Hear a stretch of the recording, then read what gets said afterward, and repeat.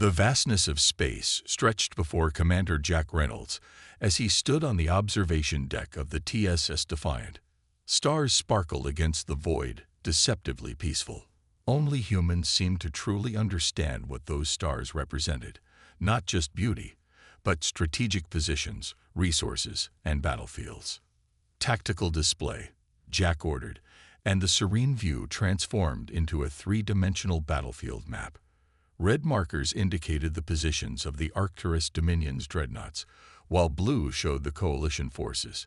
Humans had been part of the Galactic Coalition for barely a century, yet they now commanded nearly 40% of its warships. "They still don't get it," said First Officer Tom Miller, stepping beside him. "The Council thinks this is about technology or numbers." Jack nodded. Aliens evolved differently. The Eridu developed in peaceful oceans. The Vakar never faced predators. But humans evolved as prey that became predators, Tom finished. "We understand something they don't. Battle isn't just about superior firepower." Across the galaxy, alien species had developed remarkable technologies thousands of years before humanity reached the stars. The Vakar had energy shields that could withstand supernovas. The Eridu could teleport entire planets. The Orin had weapons that could crack moons. Yet when the Arcturus Dominion began their conquest, these advanced species faltered. "Incoming transmission from Admiral Wilson," announced Communications Officer Lisa Reed. The Admiral's weathered face appeared on screen. "Reynolds, we've got new intelligence. The Dominion fleet is regrouping at Proxima Centauri. They're planning to hit Earth directly." Jack felt a familiar calm settle over him. The combat readiness that humans had carried in their DNA since their ancestors first picked up stones to defend themselves. "The Council wanted to retreat to the Outer Rim," Admiral Wilson continued. "I convinced them otherwise. The Coalition fleet will follow your battle plan." What alien commanders failed to grasp was that humans had been fighting wars since before they invented the wheel. Their entire history was written in conflict, from tribal skirmishes to world wars to the asteroid belt rebellions. Humans didn't just understand war, they had internalized it at a fundamental level. "All stations, battle readiness," Jack ordered. Across the Defiant, human crew members moved with practiced efficiency.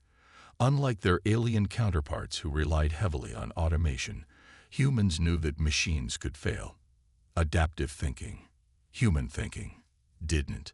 The display showed thousands of coalition ships forming into the formation Jack had designed, a modified version of naval tactics used centuries ago on Earth's oceans. "They say humans are primitive," Tom remarked, watching alien commanders following Jack's orders. "Yet they put us in charge when survival is on the line." Jack allowed himself a small smile. "That's because when everything goes wrong, when technology fails and plans collapse, humans don't freeze. We improvise. We fight. It's what we've always done." The stars on the view screen shifted as the massive warship accelerated toward the coming battle. Human commanders across the fleet prepared their ships and crews, ready to demonstrate once again why, despite being newcomers to the galactic stage, they had become its most feared and respected warriors. Command school on Luna Base wasn't like any other military academy in the Coalition. While alien institutions focused on technology mastery and strategic theory, the human facility emphasized something different: adaptation under extreme pressure. Commander Anna West stood before the graduating class in the underground amphitheater. Behind her, through reinforced viewports, Earth hung like a blue jewel against the blackness of space. "The aliens call us the Guardians," she told the cadets, "not because we have the most advanced ships or the strongest weapons, but because of what sits between your ears." Anna had earned her reputation at the Battle of Epsilon Eridani, when her damaged destroyer, the TSS Intrepid, had taken down 3 Dominion cruisers despite losing main power and weapons. Using only maneuvering thrusters and a mining laser, she turned the tide of what should have been a massacre. "Human brains evolved in an environment of constant threat," she continued. "Our ancestors survived not by being the strongest, but by outthinking predators and adapting to changing conditions. That legacy is why alien civilizations now put humans in command of their most valuable warships. The cadets' faces showed the peculiar intensity found only in human military personnel, a focused readiness that alien observers often found unsettling. In the neighboring star systems, the military councils of a dozen alien races were simultaneously reviewing footage of human commanders in action. They studied Commander Bill Taylor's decisive action at Barnard Star, where he'd converted a passenger liner into a weapon of war in under 6 hours. They analyzed Commander Mary Rodriguez's innovative use of a gas giant's atmosphere to ambush a superior Dominion force. What made human commanders unique wasn't their understanding of physics or technology. Many alien races far surpassed humans in those areas. It was their intuitive grasp of chaos theory applied to combat. Humans instinctively understood that battles were not chess matches but dynamic, unpredictable environments where adaptability trumped perfect planning. On the flagship of the coalition, Grand Admiral Joe Foster met with the Alien Leadership Council. The tall, blue-skinned Eridu representative spoke first. Human commanders consistently achieve outcomes our simulators predicted were impossible, she stated. Our most advanced AI gives your Commander Reynolds' plan a 17% chance of success, yet your species seems confident. Joe's weathered face cracked into a smile. That's because your simulators don't account for human creativity under pressure. Your civilizations evolved in environments where survival was relatively guaranteed. Earth tried to kill us every chance it got. The representatives exchanged troubled glances. The concept was difficult for many alien species to grasp. Your commanders function optimally in failure states, observed the insectoid or indelicate.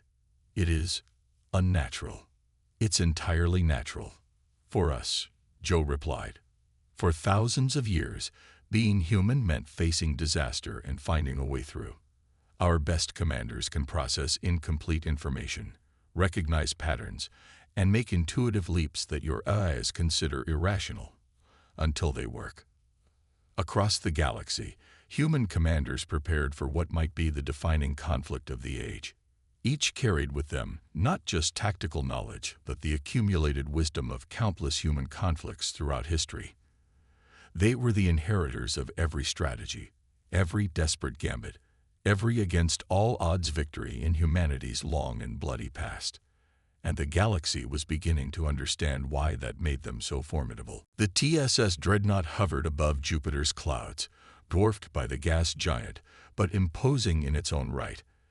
At 17 kilometers long, it was the largest warship humans had ever built, though still modest compared to some alien vessels. Admiral Robert Davis gazed at the assembled coalition diplomatic corps who had come to tour Earth's newest flagship. The aliens moved tentatively through the corridors, curious and somewhat puzzled. Your ship lacks the automated systems common to Vekar design, noted Ambassador Trull, her crystalline form catching the light. And I see no quantum predictive engines like the Orinius. Robert nodded. Human ships are different. We prefer direct control and redundant manual systems. What he didn't say was that human warships reflected humanity's unique approach to warfare. While alien vessels were technological marvels, human ships were built with an understanding that in war, things go wrong. The tour continued to the bridge, where officers worked at stations that seemed primitive by alien standards, physical controls alongside holographic displays. Your weapon systems are interesting, commented the Vekar ambassador, reviewing the specifications. You've prioritized kinetic weapons over energy-based systems, despite their lower absolute power. Kinetics don't rely on reactor output, explained Captain Jane Moore. If our power grid takes a hit, we can still fight. The aliens struggled to understand the human design philosophy. Their own vessels were marvels of efficiency, with every system optimized for maximum performance. Human ships, by contrast, were built for survivability and continued operation under catastrophic damage. In the fighter bay, rows of aerospace craft stood ready. Unlike the elegant, AI-controlled fighters of the Eridu, human craft were piloted by living, breathing pilots. "You risk your people unnecessarily," observed Ambassador Trell. "Our automated fighters have faster reaction times." Flight Commander Paul Green smiled. "Machines are predictable. Humans aren't. That unpredictability has saved us more times than I can count." The real showcase came when the Dreadnought demonstrated its combat capabilities in the Jovian testing range. Rather than the graceful, mathematically optimal maneuvers of alien vessels, the human ship moved with aggressive unpredictability, diving, rolling, and accelerating in ways that defied tactical convention. When the weapons demonstration began, the aliens witnessed not just raw firepower, but the strategic deployment of countermeasures, decoys, and multi-vector attacks. Human warfare wasn't about the perfect strike, but about overwhelming an enemy's ability to respond coherently. "Your ship appears to be fighting as if damaged already," noted one observer. "We call it degraded operations training," Robert explained.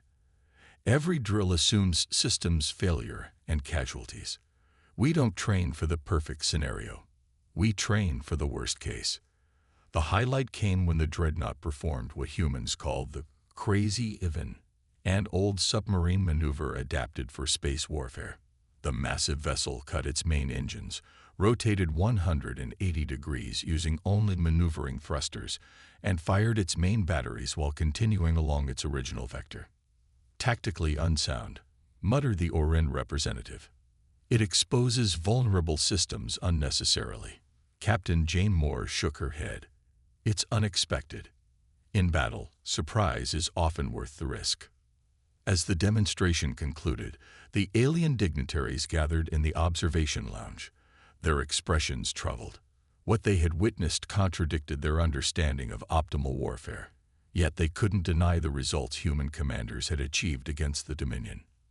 "Your vessels are designed not for ideal conditions, but for survival," Ambassador Trell finally said. "They are like your commanders, at their best when circumstances are at their worst." Robert nodded. "That's humanity in a nutshell, Ambassador. We don't build ships to win perfect battles. We build them to survive imperfect ones." The battle for the Orion Spur unfolded across 3 star systems simultaneously. Long-range sensors captured the chaos as coalition forces clashed with the Dominion Armada in a desperate bid to prevent the enemy from reaching Earth. In the coalition war room, alien strategists watched with growing concern as their carefully orchestrated battle plan disintegrated within the first 30 minutes of engagement. "The 7th Fleet is cut off," reported the Eridu tactician. "Dominion forces have adapted to our formation. Projections indicate total loss within 17 minutes. Grand Admiral Joe Foster studied the holographic display, then opened a direct channel. "Commander James Wilson, you're free to execute contingency Omega." Across the battlefield, aboard the damaged destroyer TSS Relentless, Commander James received the transmission. His ship had lost 2 engines and the main weapons array, but his crew moved with the focused intensity unique to humans in crisis. "Acknowledged, Admiral." Omega Protocol initiated. What followed stunned the alien observers in the war room. Rather than retreat or make a last stand, the human-commanded ships of the 7th Fleet scattered in seemingly random patterns. Some accelerated directly toward Dominion lines. Others powered down completely, appearing dead in space. Still others executed micro-jumps to unpredictable coordinates. "What are they doing?" demanded the Vakar representative. "This violates all established tactical doctrine." Joe allowed himself a grim smile. "They're being human." The Dominion forces, accustomed to the logical, predictable strategies of most coalition species, found themselves unable to establish targeting solutions on the erratically moving human vessels. Their formation, optimized to counter the standard coalition approach, now left them vulnerable to the chaotic human counterattack. Commander James's voice crackled over the comms. "All ships, execute Phase 2 on my mark." Mark. The supposedly dead human vessels suddenly powered up, weapon systems coming online from minimal power states, a technique humans had perfected that bypassed normal startup sequences. Simultaneously, the ships that had been driving toward enemy lines launched their full complement of missiles before executing high-evasive maneuvers that would have killed most alien crews. "Impossible," whispered the Orin tactician. "Their reactors couldn't have maintained targeting capability in that power state." "They didn't use the reactors," Joe explained. "Emergency chemical batteries. Technology that predates our space age. Inefficient but reliable." The battle shifted dramatically as the Dominion formation broke apart, trying to counter attacks coming from impossible vectors. The human commanders, operating with minimal communication to avoid detection, executed a battle plan that seemed to alien observers to be synchronized despite its apparent chaos. In the Epsilon system, Commander Lisa Reed faced an even more desperate situation. Her cruiser, the TSS Dauntless, was the last coalition ship still fighting. Rather than surrender, she ordered her crew to vent atmosphere from specific hull sections, using the expelled air as crude maneuvering jets when the actual thrusters were destroyed.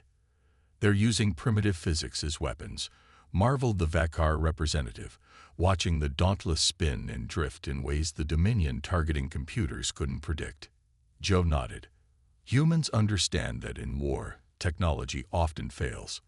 When it does, we fall back on fundamental principles: momentum, gravity, pressure, things that can't be jammed or disabled." As the battle reached its climax, the human commanders executed the final phase of their seemingly impromptu strategy. The scattered coalition forces suddenly converged on key points in the Dominion formation, targeting command ships and communication nodes with precision strikes. Within hours, what had seemed like certain defeat transformed into a decisive victory. The Dominion forces retreated in disarray, their carefully constructed battle plan shattered by human unpredictability. In the aftermath, alien strategists pored over battle recordings, trying to discern the pattern in what appeared to be tactical madness. But the truth was simpler than they could accept. There had been no master plan, only humans doing what they had always done: adapting, improvising, and refusing to accept defeat. 50 years after the Dominion War, the Grand Coalition Historical Institute on New Terra dedicated an entire wing to what alien scholars now called the Human Warlord Era.